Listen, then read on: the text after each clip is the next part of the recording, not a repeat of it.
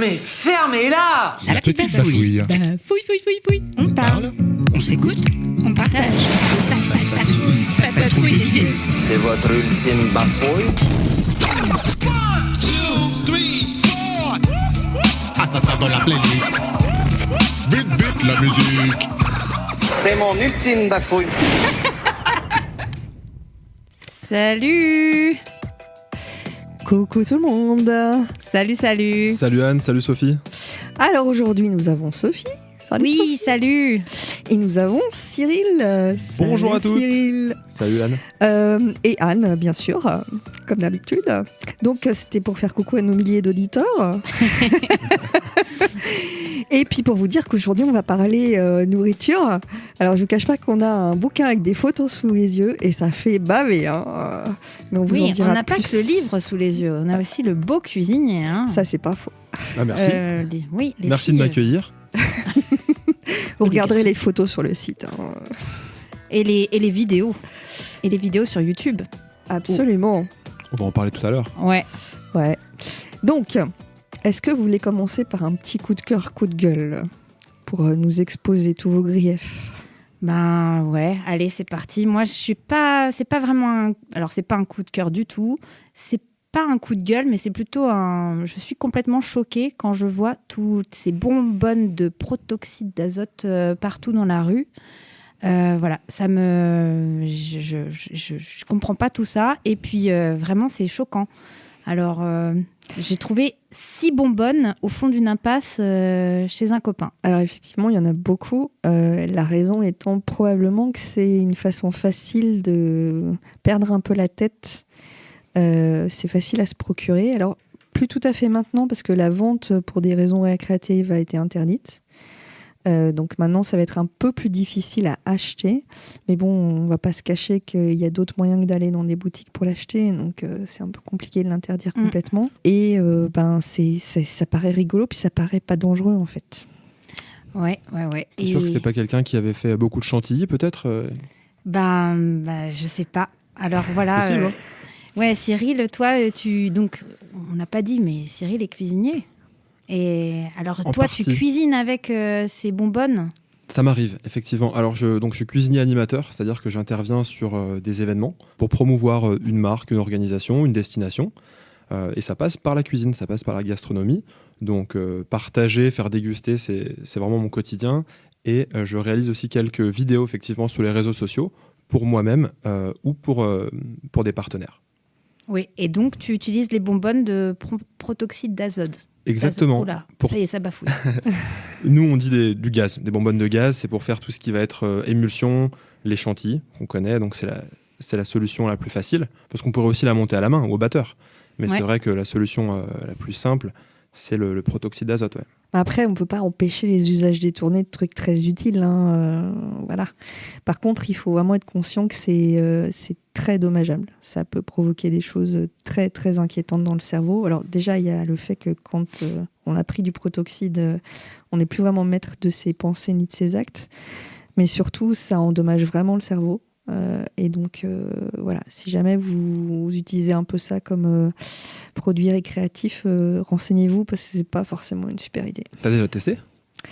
Alors, moi, j'ai testé d'une façon différente. C'est aussi ce qu'on utilise pour certaines anesthésies, tu sais. Ah non, je savais Voilà. Ouais, Si, pour si. anesthésier. Ouais. Ouais. Et alors, moi, ça me fait beaucoup parler. Alors déjà, d'habitude, je parle pas du tout. Ça, c'est très connu. Jamais j'ouvre ma bouche. Mais là, avec le protoxyde, c'est... ouh là là. pas. Mais rassure-nous, t'en as pas pris avant de venir. Écoute, je ne répondrai pas à cette question. Mais en tout cas, j'ai vu qu'il y avait quand même aussi des préventions. J'ai vu une grande affiche. Le proto s'est éclaté, un truc comme ça. J'ai trouvé ça, pas mal. Ouais. J'ai Mais vu passer des vidéos aussi sur les réseaux sociaux. Il y avait des campagnes qui ont été menées par je ne sais quel organisme, mais justement qui mettait en scène des jeunes dans des petites capsules sur TikTok ou Instagram. Et j'ai trouvé ça assez pertinent, justement, de taper là où c'est important de taper, c'est auprès des jeunes sur les réseaux. Et donc, il faut que ça continue. Ouais. Ouais, absolument. Après, il y a des organismes de prévention, mais Pour moi, la meilleure prévention, et pour ne pas faire une transition avec notre invité, c'est justement d'avoir une passion et des occupations dans la vie qui font que la vie est très intéressante et croustillante et gourmande craquante. Ouais, croquant gourmand, comme dirait Cyril Lignac. Et du coup, on a moins besoin de ces récréations un petit peu... Non, Ouais. c'est ça. On se nourrit de notre passion et ça suffit pour s'évader. Alors, dis-nous tout, comment est-ce que tu es venu à cette passion de la cuisine et de l'animation autour de la cuisine ? Tout a commencé, comme beaucoup de personnes, avec la grand-mère. Hein. On la connaît, l'histoire de la grand-mère, mais pour le coup, c'est vrai, puisque mes parents travaillaient énormément. Et j'étais souvent fourré chez ma grand-mère, avec laquelle on faisait des gâteaux, des biscuits, de la cuisine. Et naturellement, quand on m'a demandé ce que je voulais faire, j'ai répondu cuisinier. Donc forcément, la conseillère d'orientation m'a conseillé d'aller à Thonon-les-Bains pour faire mes études en restauration, hôtellerie. Et à l'issue de ça, j'ai continué à travailler dans l'hôtellerie-restauration et je me suis reconverti pendant le Covid. Donc entre-temps, j'ai fait un tour du monde, j'ai pas mal travaillé à l'étranger, aux États-Unis, en Australie, en Suisse aussi, chez nos voisins. Et le Covid m'a fait créer cette chaîne YouTube où justement je partageais des astuces, des recettes de famille, des recettes que j'avais découvertes autour du monde. Et c'est là que je me suis découvert une passion pour l'animation. Voilà, pour échanger, partager, donner la parole à d'autres personnes qui n'ont pas forcément des fois l'occasion de parler. Et j'ai pu mener des petits reportages chez des producteurs ou chez des anciens du village pour qu'ils nous partagent leurs secrets. Je me suis formé à la prise de parole donc, à Paris, dans une académie qui nous permettait de construire une chronique, etc. Et de là, j'ai mêlé la cuisine, l'animation, et je suis devenu animateur culinaire. Waouh. Entre-temps, il y a eu un livre aussi que je vous ai amené, avec des recettes du monde entier. Mais le point commun, c'est qu'elles mettent en avant les produits locaux. Ouais, super. Alors, quel genre de produits locaux ? Bon, forcément, vous vous en doutez, on est en Savoie, Haute-Savoie. Les fromages, les 8 fromages de Savoie, qu'on connaît tous, hein, le Beaufort, le Reblochon, le Chevrotin, la Tome des Bauges, etc. Mais également des produits, par exemple, comme le miel de montagne, la noix de Grenoble, tout un tas de produits qui sont labellisés ou non, que je cuisine quasiment au quotidien, avec des recettes simples, faciles, accessibles aux enfants. Et puis, j'ai vu, Mercotte fait la préface. Ah bah oui, un livre... C'est la classe. Merci, un livre savoyard fait par un Savoyard en Savoie. Forcément, il fallait que la préface soit signée par une Savoyarde.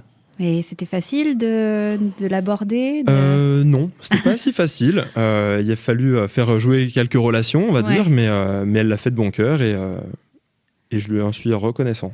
Ouais. Il y a Raphaël aussi qui a fait les photos, Oui. que je trouve magnifiques. Alors, oui, qui est Raphaël ? Raphaël Gonnet, c'est mon associé dans l'aventure, qui est aussi mon oncle, qui lui avait un parcours plus dans le cinéma et qui s'est reconverti après 15-20 ans, qui est revenu dans le monde de l'audiovisuel et qui a bien voulu me faire les photos. Ok. Merci Raph. Et qui fait tes montages vidéo ? C'est Raphaël aussi. Ah oui, ok. Il fait beaucoup de choses. Ouais.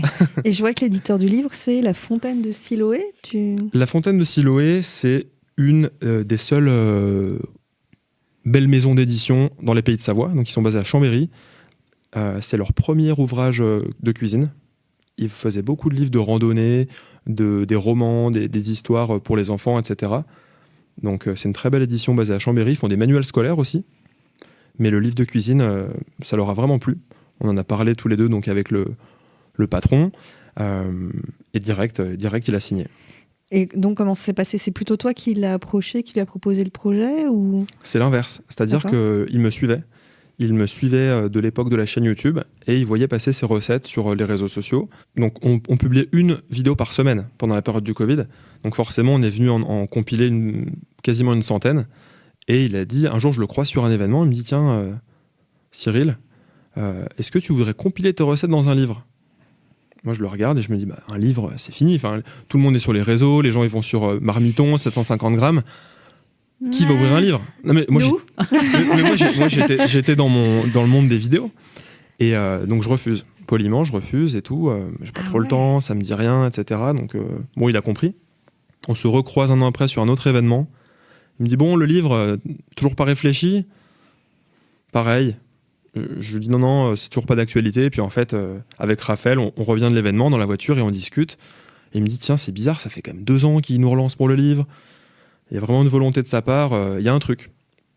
Et c'est vrai qu'on a dit oui. Voilà. À l'usure. Et ça marche bien, t'es content ? Je suis très content. Le livre a été bien reçu. Ouais, on est disponible dans plus de 300 points de vente entre la Savoie, la Haute-Savoie, l'Ain, l'Isère. Et aussi à Paris. Enfin, il y a un site où on retrouve le livre sur plusieurs plateformes. On peut le commander. Mais oui, les ventes sont plutôt encourageantes. Alors, on n'a pas tiré 150 000, on a tiré 3 000 exemplaires. Oui. Et on a déjà vendu la moitié. Donc, c'est cool. Bah oui, il faut le mettre, pour une première expérience, moi, je trouve ça bien. Oui, sur les événements Les événements culinaires. voilà, que tu fais. C'est ça. On fait des petites séances de dédicaces.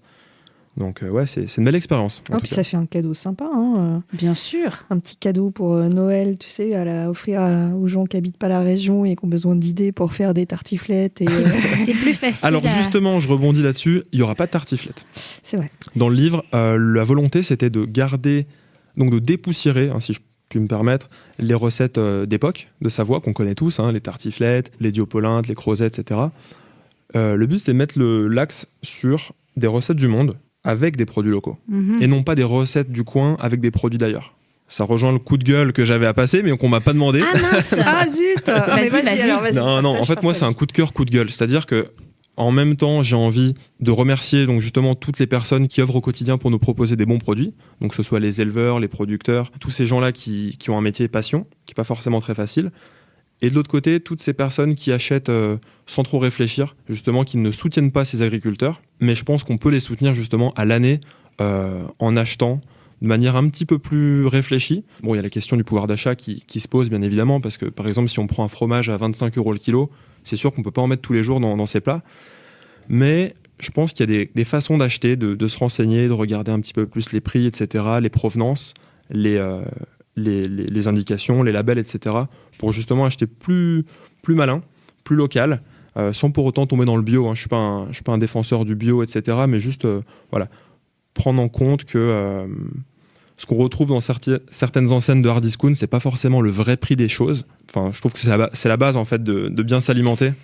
Pour aller dans ton sens, autour d'Annemasse, il y a beaucoup de producteurs. Donc, il y a des maraîchers, il y a des gens qui font du fromage, il y a même des producteurs qui font de la viande. Et moi, je vous encourage vraiment à explorer ça un petit peu, tous les circuits courts, parce que vous allez vous apercevoir qu'en fait, c'est pas si cher que ça. Et franchement, comme tu disais, ce qui est pas cher au départ à l'achat, en fait, finit par te coûter plus cher parce que ça va pas être génial, ça va pas être bon, et c'est un peu dommage. Alors que là, vraiment, dans la région, on a plein de choses disponibles qui sont super intéressantes. Donc, Puis c'est vrai que souvent, quand on regarde les produits transformés, auxquels je fais la guerre, souvent sont assez chers au kilo. Quand on regarde, par exemple, un paquet de gâteaux qu'on va acheter peut-être à 12-13 € du kilo, il ne faut pas oublier que c'est de la farine, du sucre, des œufs, et qu'en fait, si on mélange tous ces ingrédients avec un petit peu d'électricité à la maison, on sera bien en dessous, ça sera meilleur pour la santé, on aura soutenu l'économie locale et non pas des grands groupes industriels qui mettent je ne sais quoi dedans et qui n'arrêtent pas de baisser les quantités. Absolument. Ben moi, je trouve que c'est bien dit, tout ça. Cuisiner plus, si vous avez du temps. Ouais. Ça aussi, hein. C'est toujours Alors, ça le je problème. regardais les recettes, il y a des trucs qu'il y a moyen de faire. J'étais tombée sur un grilled cheese à la Tom des Bauges pour faire un grilled cheese. Un grilled cheese, c'est un sandwich avec du fromage fondu. Hein. C'est rien de miraculeux.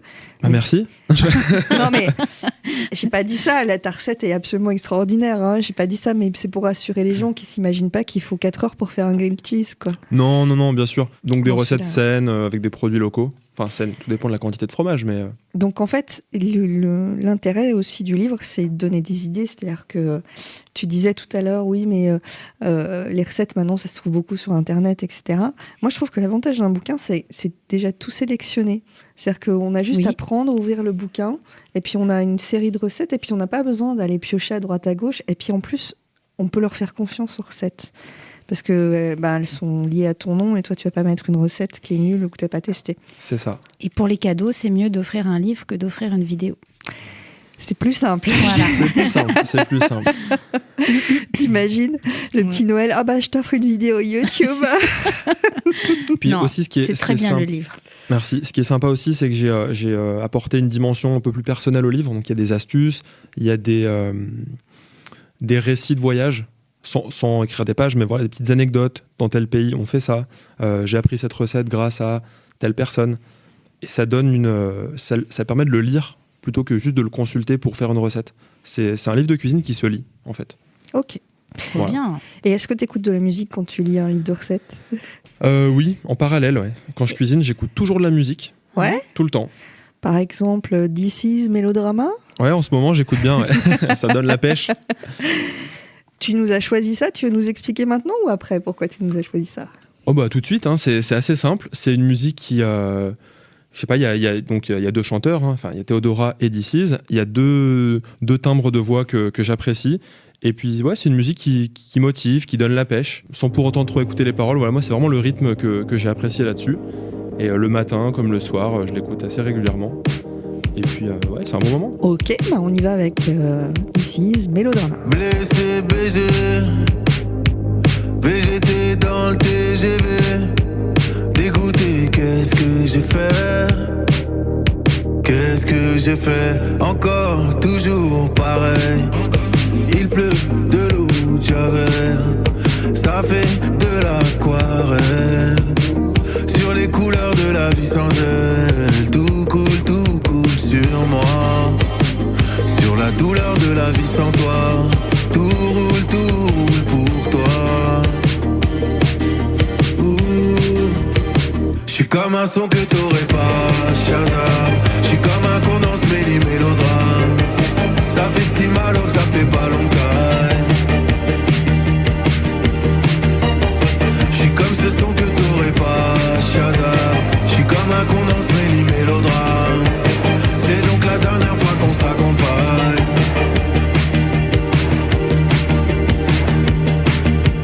Moi je pleine, surtout sous les yeux. Babe, tu m'as fait trop de peine, j'ai même pleuré Dieu.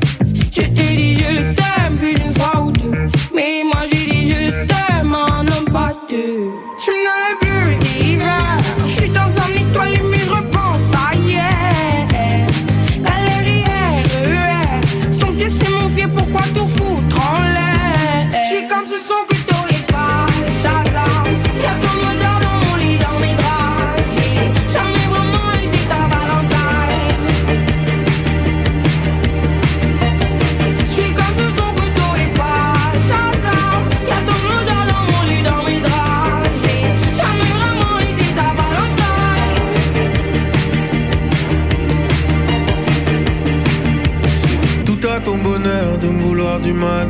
Moi je suis venu pour l'amour, pas pour le tribunal. Je plaide coupable de toute façon. Y'a l'enfance dans l'équation.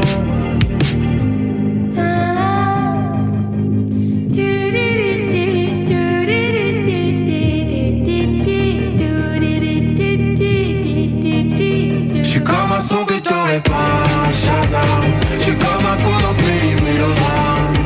Ça fait si mal alors que ça fait pas longtemps. Je suis comme ce son que t'aurais pas, Shazam. Y'a ton odeur dans mon lit, dans mes draps. J'ai jamais vraiment été ta Valentine.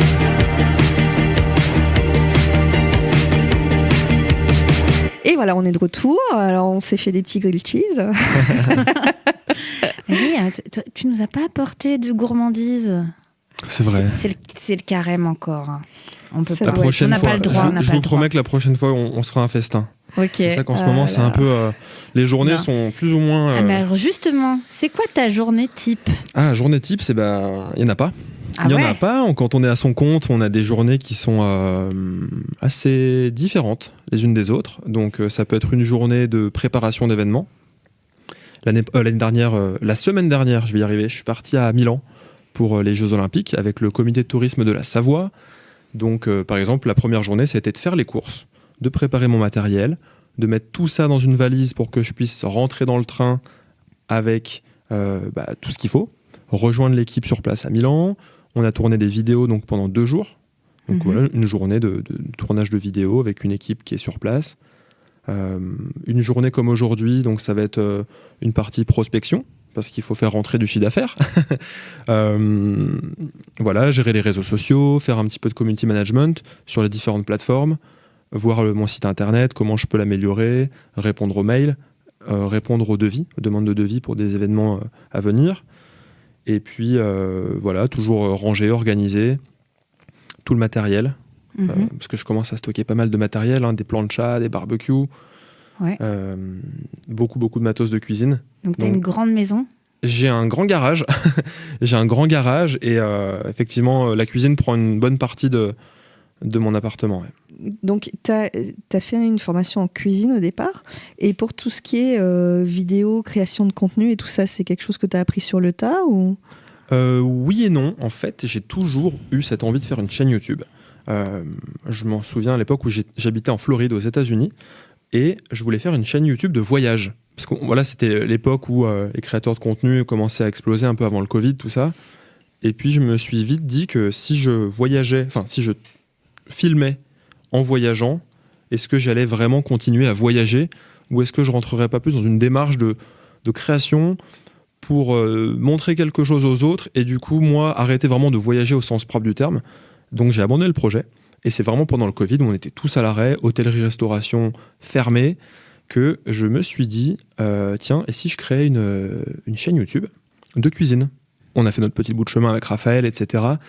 Et au bout d'un moment, on a commencé à être sollicité par des marques qui voulaient qu'on fasse du contenu pour eux. Lui était pro, il avait fait une formation à l'ESRA à Paris, une formation en audiovisuel. Par contre, moi, l'animation, je faisais ça comme ça vient, comme on dit. Et c'est vrai que Raphaël m'a dit, tiens, tu devrais peut-être te former à créer une chronique, vraiment à concentrer tes idées, à les hiérarchiser, à mieux parler. Et c'est là que je suis parti donc, à Paris faire une formation d'1 an à l'Académie audiovisuelle avec un monsieur qui s'appelle Richard Joffo, qui a fait beaucoup de télévision dans toute sa carrière, créateur de contenu, etc. Vraiment des émissions, comme on a pu le voir à la télé. Et ce monsieur nous a donné toutes ses astuces, dans une formation d'1 an où on devait créer des chroniques de 2 minutes 30 toutes les semaines. Donc au début, c'était catastrophique. On tremblait, je tremblais, je savais plus quoi dire, je regardais pas forcément les bons axes, etc. Et à force de faire, de refaire, j'ai pu trouver une place dans une télé en Ile-de-France qui s'appelait 20 minutes TV. Donc c'est la télé du journal papier, où je proposais des chroniques culinaires. Je partais en reportage, micro-trottoir. Et puis surtout, on se forme aussi des fois en regardant ce qui se fait. Et alors maintenant que tu es formé, maintenant que tu es un pro, c'est quoi la fréquence de tes vidéos et la fréquence des recettes aussi? Aujourd'hui, j'ai plus de fréquence régulière, comme on a pu l'avoir à l'époque du Covid, parce que forcément, on avait du temps. Aujourd'hui, on va dire que je sors une vidéo quand je veux.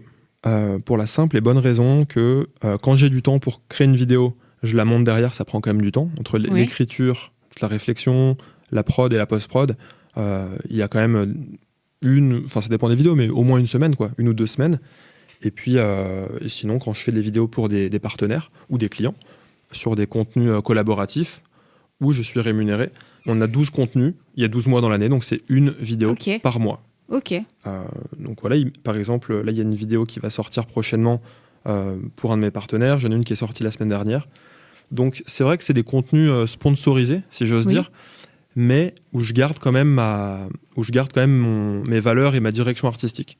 Okay. Je collabore avec par exemple des produits qui sont sous appellation d'origine protégée, des produits de terroir. Je ne vais pas collaborer pour des grandes marques... Comme tu nous as dit tout à l'heure, qui font des produits super transformés, tout ça. C'est ça, ça n'aurait pas de sens. Ouais. Du coup, vu que moi, je publie sur mon compte personnel /pro, je joue pas un double jeu, quoi. Et donc, tu nous as dit que tu avais beaucoup voyagé, que tu avais fait un tour du monde. Oui. Tu as visité beaucoup de pays. Un petit peu. Et ça te manque pas? Si. Alors, comment tu fais? Eh ben, je travaille. T'arrives quand même à voyager? Un peu moins qu'avant. Disons que maintenant, vu que j'ai mon activité... alors, on a du temps, forcément, parce qu'on gère son planning, mais il faut quand même de l'argent pour voyager. Donc, ça veut dire qu'il faut suffisamment travailler.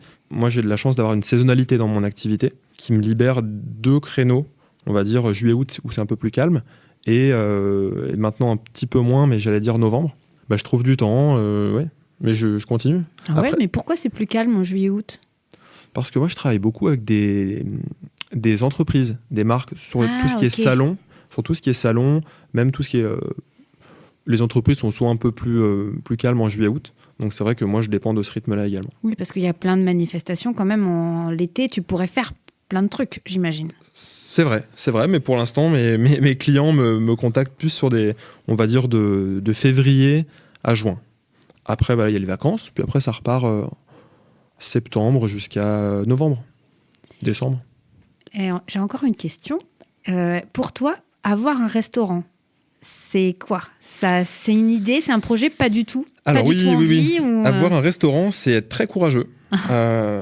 Sans parler politique, mais c'est vrai qu'en France, on est dans un pays où c'est très compliqué. Si on veut bien faire, servir de la bonne nourriture, respecter ses employés, qu'ils aient une vie décente, c'est très compliqué. Il y a une équation avec beaucoup d'inconnus. Et c'est vrai que partout où j'ai pu travailler, il y a souvent, soit tu travailles beaucoup et les heures sont pas forcément très bien rémunérées, soit on te sert des produits plus ou moins bons, ou soit ça coûte très cher. Donc ça veut dire qu'il faut que le client soit prêt à payer, les employés soient prêts à faire des heures. Et aujourd'hui, dans le contexte actuel, je me sens pas. Mais c'est pas exclu. C'est pas exclu. J'ai pas encore mon concept. Peut-être que je me pose beaucoup de questions, mais tant mieux. Mais oui, ça viendra. Un jour, ça viendra. Mais pour l'instant, tu es encore jeune. Je pense que c'est pas lié à l'âge. C'est vraiment un grain de folie. Je pense qu'il faut avoir un grain de folie pour monter un resto parce qu'il faut se dire, tiens, je vais mettre dedans 7 sur 7.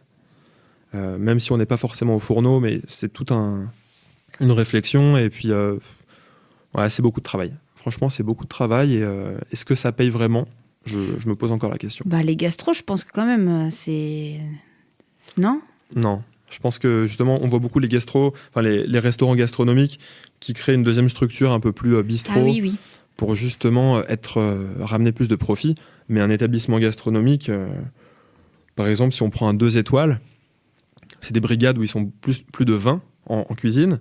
En salle, il y a une grosse équipe, beaucoup d'heures sup, parce que les clients, on ne peut pas leur dire à 22h30 au revoir quand ils ont dépensé 500 € par tête. Donc c'est assez compliqué. Et puis les produits sont nobles, c'est des produits de saison, rares, qui coûtent cher. Donc c'est vrai que je pense que c'est très très compliqué d'être rentable. Et donc tu me disais que tu voyageais pour tes loisirs. Est-ce que tu as d'autres loisirs que le voyage ? Oui, la pêche. La pêche. Et je voyage aussi pour la pêche. Oh. J'ai un papa qui est pêcheur.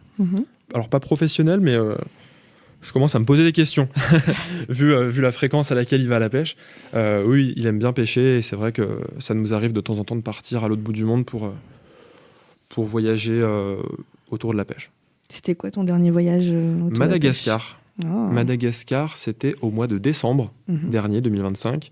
Un pays que lui connaissait, pas moi, et j'ai adoré, parce qu'en fait, on mange bien, les gens sont très sympas, ils parlent français. Après, bon, c'est vrai que c'est un pays pauvre, donc ça met une grosse claque, mais ça permet aussi de se réveiller et de moins se plaindre. Parce que c'est vrai nous les Français, on a quand même tendance à bien se plaindre, à voir le verre à moitié vide. Et c'est un voyage qui m'a énormément enrichi sur ce plan-là. Tout comme l'Inde. L'Inde aussi, j'avais pris une grosse claque parce que c'est un pays qui est assez pauvre. Donc voilà, c'est enrichissant. Et qu'est-ce qu'on pêche là-bas ? On pêche des poissons qu'on n'a pas vraiment l'habitude de prendre chez nous, des carangues, gros poissons. On va pêcher des cérioles, des poissons perroquets, des poissons exotiques de l'océan Indien. Okay. Donc c'est de la pêche au gros, c'est de la pêche en mer avec du gros matériel, le poisson qu'on prend à 100 mètres de profondeur. C'est pas la pêche à la ligne avec la bière dans la main comme on pourrait se l'imaginer. Ouais. Tu pêches aussi dans la région ? Oui, au lac du Bourget. Ouais. Il y a encore quelques poissons. J'ai vu que tu faisais une petite vidéo sur le lavaret, c'est ça ? Le lavaret. Ouais. Plus connu ici chez vous, en Haute-Savoie, sous le nom de ferra. Ouais. C'est le même poisson. Au lac Léman et au lac d'Annecy, c'est la ferra. Chez nous, au lac du Bourget, c'est le lavaret. Et en France, ça s'appelle la corégone, l'espèce, générale. Oui, très belle vidéo pour aborder justement la pêche de ce poisson au lac du Bourget. Pourquoi, comment, est-ce qu'il est en voie de disparition? Oui. Oui.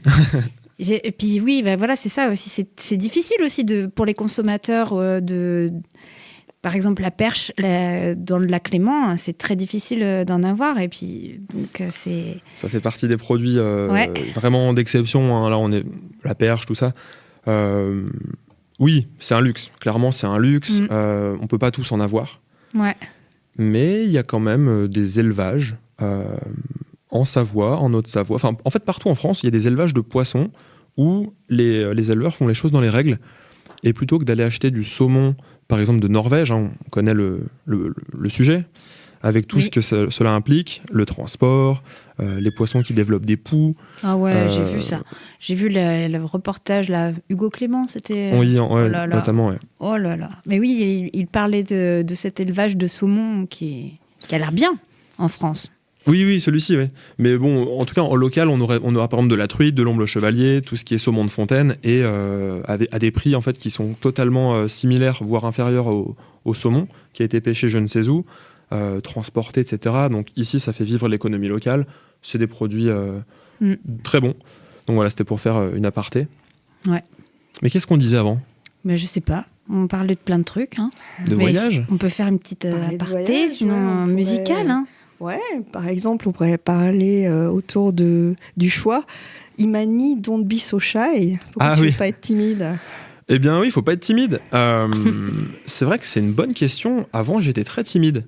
Je le suis toujours sur certains sujets, mais c'est vrai qu'avant, j'étais très timide. Ensuite, j'ai fait l'école hôtelière, donc forcément, c'est assez militaire. Hein, c'est une éducation, fais pas ci, fais ça, attention, t'es pas bon, c'est nul. Et ça peut avoir tendance à nous renfermer sur nous-mêmes.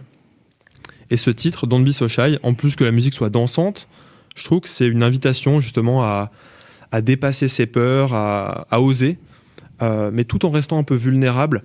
Mais voilà, faut pas se renfermer en fait. Faut assumer qui on est, qu'est-ce qu'on fait, mais toujours en gardant un petit peu de vulnérabilité, de naïveté pour garder un petit peu de recul sur ce qui se passe. Mais voilà, tout en n'étant pas timide. Bon, on va écouter Imani qui nous dit de Don't Be So Shy. Hein. Allez. Of course. Take a breath, rest your head, close your eyes, you are right. Just lay down to my side. Do you feel my heat on your skin? Take off your clothes, blow up the fire. Don't be so shy, you're right, you're right. Take off my clothes, oh bless me Father. Don't ask me why, you're right, you're right. Hold my step, I'm in command. Can you feel my hips in your hand? And I'm laying down by your side. I taste the sweet of your skin. Take off your clothes, blow up the fire. Don't be so shy, you're right, you're right. Take off my clothes, oh bless me Father. Don't ask me why, you're right, you're right.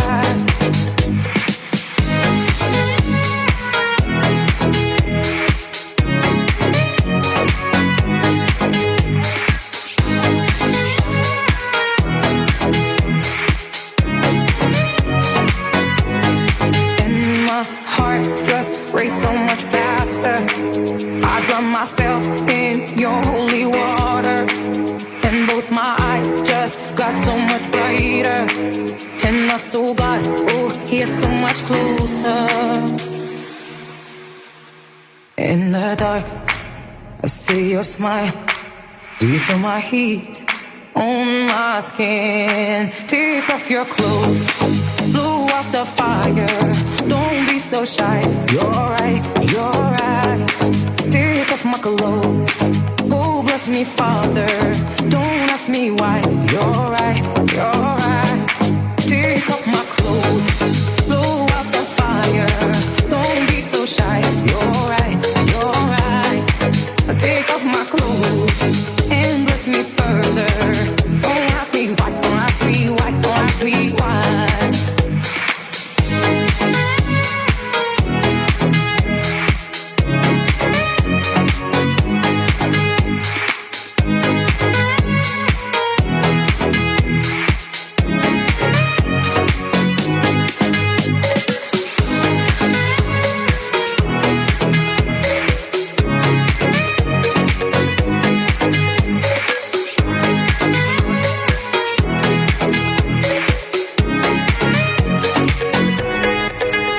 Eh ben voilà, on a décidé de plus être timide. Tu nous disais, tu pars sur le salon de l'agriculture très prochainement. C'est ça. Et puis tu fais beaucoup d'autres salons aussi à Paris, je crois, ou dans les Tout à régions. fait. Ouais. Beaucoup à Paris, salon du barbecue au mois d'avril. Ah, c'est super, ça c'est pour les passionnés de barbecue. Et même les néophytes, les amateurs, c'est top. Super sympa. Sinon, je fais le salon du fromage. Paris, porte de Versailles. C'est des salons où je me sens vraiment dans mon élément.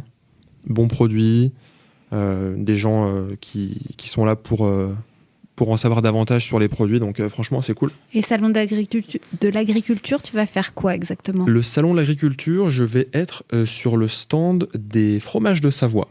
Ouais. Donc voilà, dynamisation des produits, présentation des 8 fromages AOP et IGP auprès du grand public.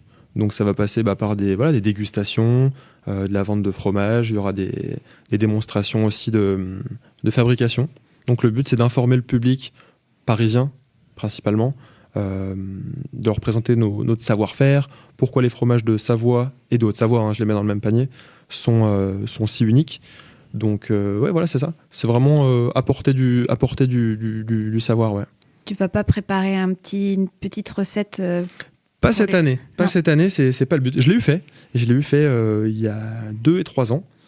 Là, c'était la totale. On envoyait tous les produits de Savoie, on les retransformait avec des petites recettes et tout. C'était génial. On a vu pas mal de gens, des télés et tout. Franchement, c'est cool. C'est un beau moment. Et puis fier de représenter surtout notre territoire, avant tout. D'accord. Moi, j'ai aussi une question. Est-ce que tu as une idole, vraiment un modèle, quelqu'un que tu adores ou pas vraiment ? Non, j'en ai pas. J'en ai pas à ce stade-là. En fait, j'admire ce qu'ont fait des gens, mais je ne les admire pas pour leur nom.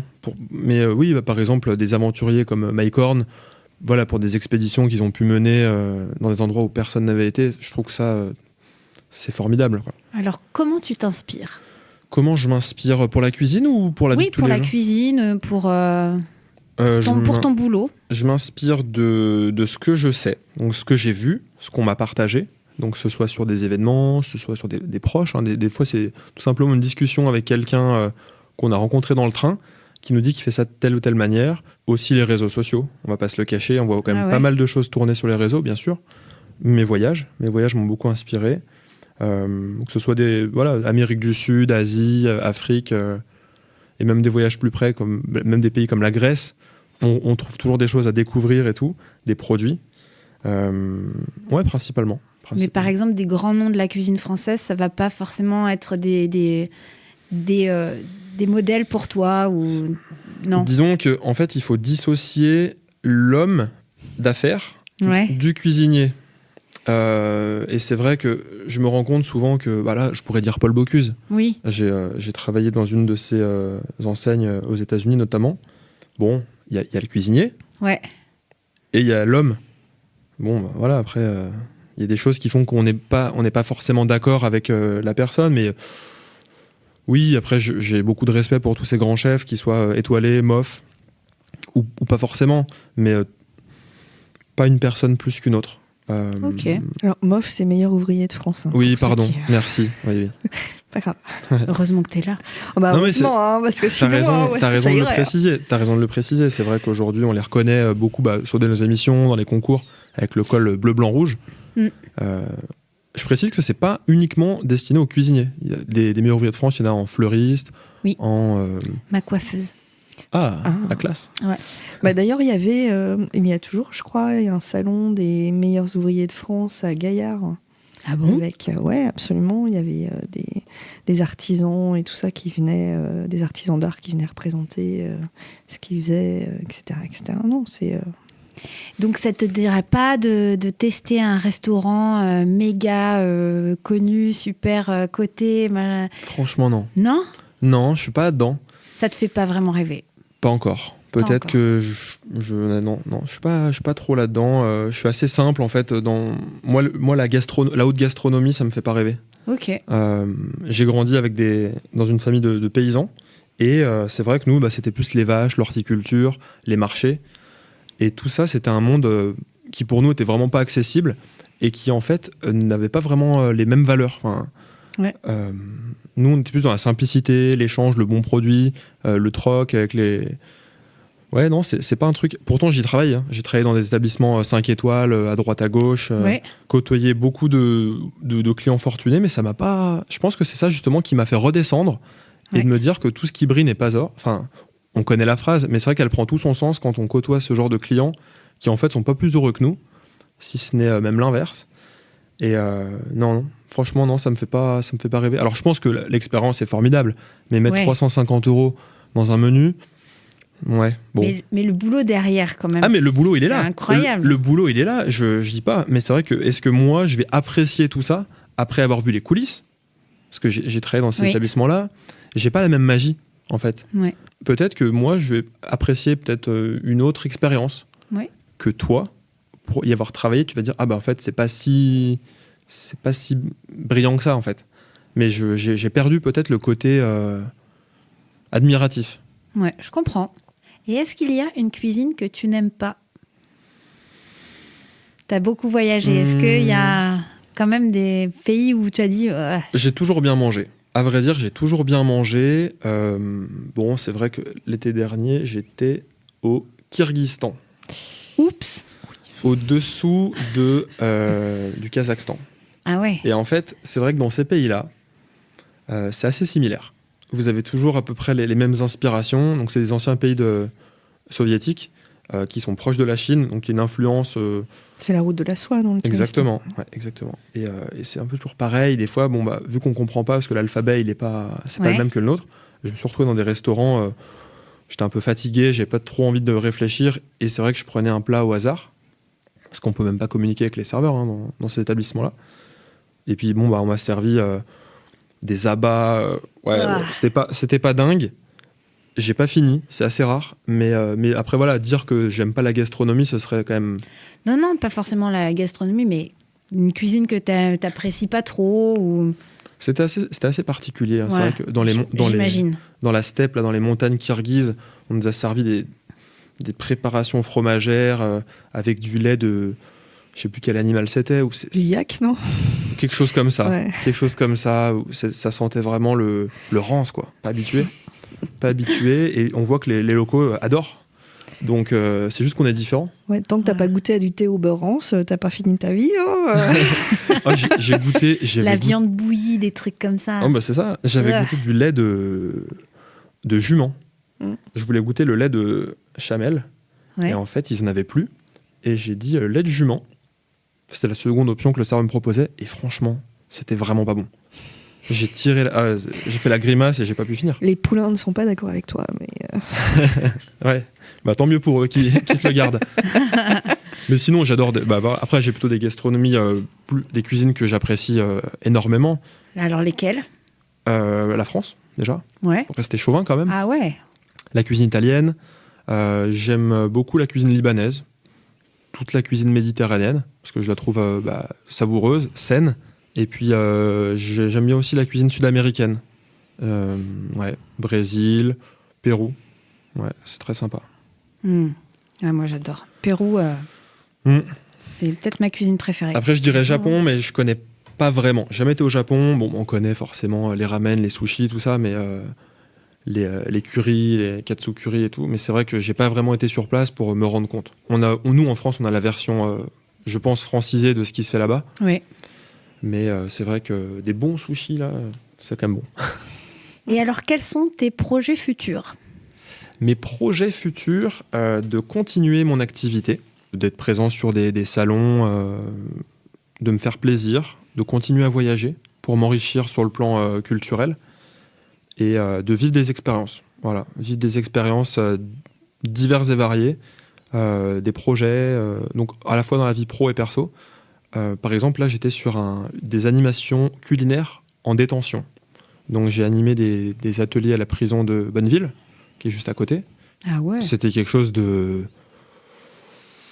particulier. Ouais, j'imagine. Il y a eu des très bons moments, il y a eu des très mauvais moments, mais c'est quelque chose qu'on vit qu'une fois. Et ça fait partie des choses qui me motivent au quotidien, d'aller sur des projets inédits, quoi. Quand on m'a proposé, au début, j'étais assez surpris. Puis en fait, pourquoi pas ? Pourquoi pas ? La cuisine, ça ne s'arrête pas qu'à la cuisine d'un restaurant. Il y a des cuisines dans des prisons, il y a des cuisines dans des sous-marins. Donc ouais, mon but, c'est d'explorer un petit peu tous ces univers. Je réfléchissais à un projet de série, justement. Bon, je ne peux pas trop en dire parce que c'est en écriture, mais vraiment de m'épanouir dans ce milieu, par la cuisine, les voyages, les rencontres, parce qu'on rencontre plein de gens, que ce soit des enfants, des mamies, des papis. Ouais. J'ai pas de projet particulièrement bien ficelé, mais l'idée est là, quoi, de continuer à en vivre. Et alors, si la petite fée de Ragnomanie pouvait t'accorder ta prochaine expérience idéale, ça serait quoi ? Participer à vraiment un projet d'envergure type série, reportage, mais je réfléchis encore à quelque chose qui ne s'est pas vraiment fait, parce que découvrir la cuisine des pays étrangers, c'est déjà fait. On connaît, mais essayer de trouver un concept ou de travailler sur un projet qui ait du sens, soit ici, soit à l'étranger. Parce que à la fois, c'est assez contradictoire, mais j'adore la Savoie, la Haute-Savoie, la région, le pays, et j'adore l'étranger. Parce qu'il faut quand même voir ce qui se fait ailleurs. Mais j'ai rien de très structuré, mais j'aimerais vraiment participer à un projet dans ce sens-là. Si on te propose de devenir le nouveau Cyril Lignac, de passer à la télé, ça te dirait ? Tu dirais... Ça dépend pourquoi. En fait, passer à la télé, je me rends compte que tous les gens qui passent à la télé sont pas forcément très, très intéressants. Mais toi, tu l'es. J'ai envie d'y croire. Ouais. J'ai envie d'y croire. Mais oui, après, tout dépend. Mais oui, pourquoi pas. La télé, après, c'est vrai qu'aujourd'hui, les réseaux sont aussi puissants que la télé. Quand on voit que certains comptes font des millions de vues et que des émissions qui sont bien produites arrivent à peine à dépasser 100 000 téléspectateurs, pardon. Où est-ce qu'on a le plus d'impact ? Peut-être que c'est sur les réseaux. L'avenir nous le dira. Anne, on est trop out, nous, on est trop vieilles. Nous, déjà, on préfère les bouquins aux recettes sur Internet. Alors, t'imagines à quel point on est out. Mais par contre, c'est vrai que j'ai bien aimé tes vidéos sur YouTube. Je vais essayer les briouates. Les briouates. Briouates marocaines. Exactement. Ça m'a bien donné envie. Peut-être qu'il faudra que tu me montres comment on fait le pliage. Le pliage, faut que je te montre. En fait, c'est pas compliqué, mais il y a un coup de main à prendre. Ouais. Et donc pour les vidéos, ça se passe sur Recettes Minutes TV sur YouTube. Oui. Et puis si vous voulez voir ce que je fais au quotidien, c'est sur mes réseaux sociaux, Cyril Davier. Vas-y, dis-nous. Avec un Z à la fin. Ouais. Alors, D-A-V-I-E-Z. Z comme Zorro. Ouais. Et t'as une page internet, bien sûr. J'ai un site internet, cyrildavier.com. Ouais. Insta, TikTok, Facebook, LinkedIn. Waouh. Cyril Davier. Et puis ton livre. Mon livre. Qui s'appelle Street Food de nos montagnes, qui est disponible dans beaucoup de librairies. Ici en Haute-Savoie, dans les Carrefour Market, des grandes surfaces aussi, des magasins de souvenirs, voilà. Ou sinon, vous allez sur Internet, Street Food de nos montagnes. Il est disponible sur un géant américain, mais bon, je préfère que vous le commandiez sur le site de l'éditeur. Oui, et puis allez chez un libraire, les libraires, ils sont sympas. Voilà, il y a le contact. Oui. Allez aux affamés, à l'Annemasse. Pierre vous le commandera avec grand plaisir. Oui. Il est magnifique, le livre, on l'a sous les yeux là, il y a des photos, ça nous fait baver. Je crois qu'on va les manger juste après l'émission. Oui, c'est ça. Eh bien, est-ce que tu as un petit agenda ? Alors, petit agenda. Moi, je voulais vous parler des journées de l'artisanat d'art à Genève. C'est 27, 28 et 29 mars. Et en fait, il y a des artisans d'art qui vont ouvrir leurs ateliers. Donc, vous allez voir ça sur Internet. Mais c'est toujours passionnant à faire. Ça vous permet de rencontrer des gens qui travaillent dans ces domaines qui sont très, très variés. Et de rencontrer les gens qui font, c'est vraiment une expérience complètement différente. Donc voilà, 27, 28 et 29 mars sur Genève. Ok, moi c'est pas très original, donc puisqu'on aime les livres, je préfère vous parler du Salon du Livre à Genève, du 18 au 22 mars. C'est la 40e édition et il y aura des invités de marque. Voilà. Et en parlant d'invités de marque, il y a aussi les ambassadeurs. On apprécie le jeu de mots quand même. C'est le 7 mars. Très très bon. Il y a plusieurs personnes qui ont travaillé pendant plusieurs jours là-dessus. Facile. J'imagine bien la réunion. Voilà, donc 7 mars, les Annemasseurs, je vous rappelle, c'est un événement où des Annemassiens qui ont fait quelque chose de particulièrement remarquable sont remerciés par la ville. Ça se passe à Château-Rouge et il y a toujours un petit spectacle. Donc vérifier quel est le spectacle. Chaque année, il y a des intervenants sympas, donc ça peut être c'est une soirée sympa de voir toutes ces associations, ces gens qui ont fait des choses et puis l'intervenant. Et sinon, ah oui, il y a quelque chose d'important. N'oubliez pas d'aller voter. C'est le 15 et le 22 mars. Ce sera fait. Merci pour tout. Merci Cyril beaucoup. d'être venu Merci, Cyril. depuis Chambéry. Ah, ça va, c'est pas trop loin. Oh bah quand même, hein, merci beaucoup. Et si on veut vous suivre, alors comment ça se passe ? Ah bah c'est Radiomanie. Radiomanie. Donc, la petite bafouille Radiomanie, vous tapez ça, c'est le premier truc qui sort. Et vous avez l'émission en cours et tout l'historique des émissions. Et puis un grand merci à Jérémy, parce que Jérémy nous fait la technique à chaque fois. Alors on l'entend pas à l'antenne, mais sans lui, cette Il va nous émission faire un petit n'existerait coucou. pas. La prochaine fois, il viendra goûter les spécialités. Oui, Quand je viendrai avec avec plein de bonnes choses à manger. Absolument.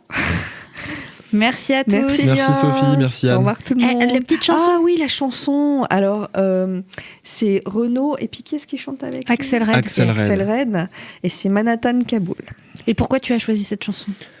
Ah, c'est une des chansons préférées de ma mère. Elle la chantait tout le temps à l'époque. Et même si la chanson est triste, je trouve qu'elle elle aspire à un sentiment de liberté entre plusieurs pays, et ça me parle.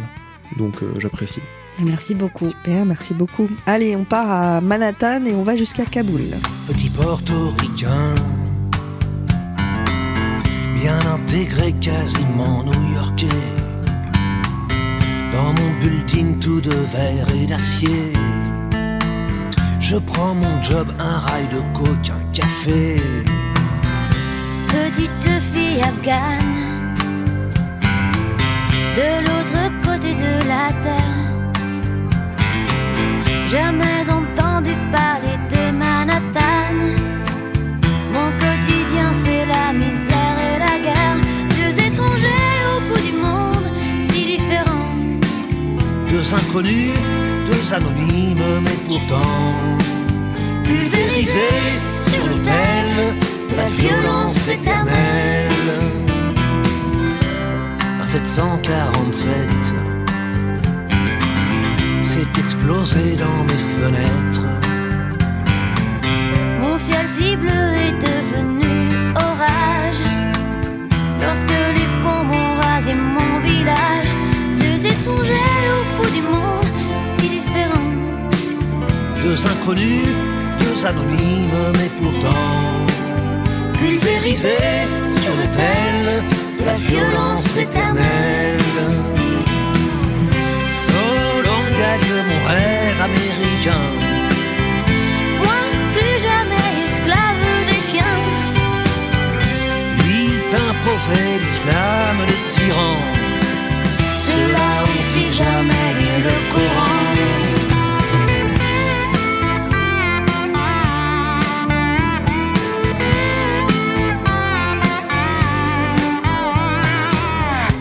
Suis redevenu poussière. Je serai pas maître de l'univers. Ce pays que j'aimais tellement serait-il finalement colosse aux pieds d'argile? Les dieux, les religions, les guerres de civilisation, les armes, les drapeaux, les patries, les nations font toujours de nous de la chair à canon. Deux étrangers au bout du monde, si différents. Deux inconnus, deux anonymes, mais pourtant pulvérisés sur l'autel de la violence éternelle. Deux étrangers au bout du monde, si différents. Deux inconnus, deux anonymes, mais pourtant pulvérisés sur l'autel de la violence éternelle.